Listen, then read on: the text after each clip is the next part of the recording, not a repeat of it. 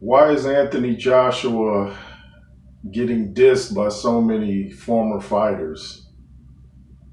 James Toney, Timothy Bradley, Andre Ward.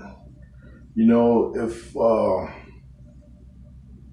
they're going to base this off of one loss, I mean, just about every fighter's had a loss. I even heard Andre Ward say something about, I believe it was Andre Ward said something about, we need to get out of this mind state. Or he was saying only in boxing, if you lose a fight, people write you off or something to that effect.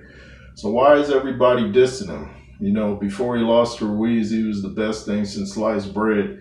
Now all of a sudden, everybody's acting like he's tentative. He doesn't know how to fight. He's scared of his opponents. Come on, man. After a loss, you study tape, you talk to other greats, you find out what you did wrong, and you improve on it. You don't go back to doing what you're doing before unless you want to get the same results. But there's a lot of strange opinions out there from a lot of respectable guys, but they're losing credibility the more they talk. Stop dissing Anthony Joshua. Look at his fights. Look at the boxing lesson he put on Ruiz in the second fight. Look at what he did to Pulev. Who else has done Pulev like that? And then there'll be all these people coming, talking about, well, Pulev was old and this and that. I mean, you can always come up with something, but give the guys respect, And can he improve? Absolutely. Can Tyson Fury improve? Absolutely. Can Deontay Wilder improve? Huge absolutely. Everybody can improve. You can improve. I can improve my YouTube videos. I mean, improving is something we all can do, but you don't trash somebody because they're not fighting the style that you want them to fight. He's got his own team and they have their own game plans.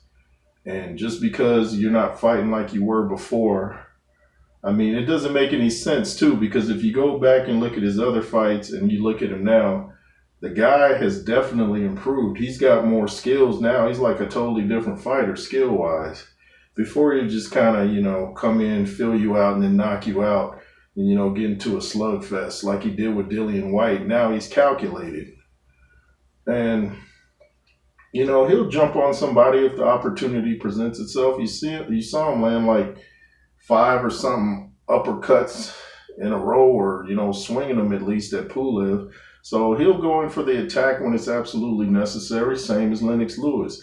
He wouldn't just, go in there recklessly unless he knew he had you hurt like he did against Andrew Galata. Got him out of there in one round.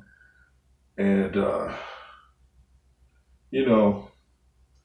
it just makes you question these podcasts, makes you question these former fighters, makes you wonder, are they more dedicated to their network than actually giving an unbiased opinion? Because some of the things they say, I sit back and listen, and it just doesn't make any sense whatsoever. And I'm like, you guys should know better. You guys are former fighters, but I still know what you're saying ain't making sense. And I don't think you'll get fired from your network if you tell your opinion. Now, if they fire you, you can, start your own show and, explain that, hey, I got fired for telling my opinion, but here's what I think, and I'm going to really tell it here. But, I just hate to hear biased commentary. Just tell it like it is. If a fighter doesn't do good, say he doesn't do good. But don't just trash the guy because he's not with your network. Nobody wants that.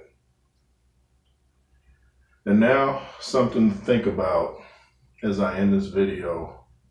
Oh yeah, before I do that, thanks for watching.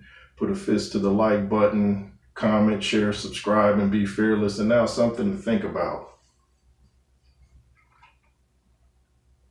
Can you be a hoe and live in the Virgin Islands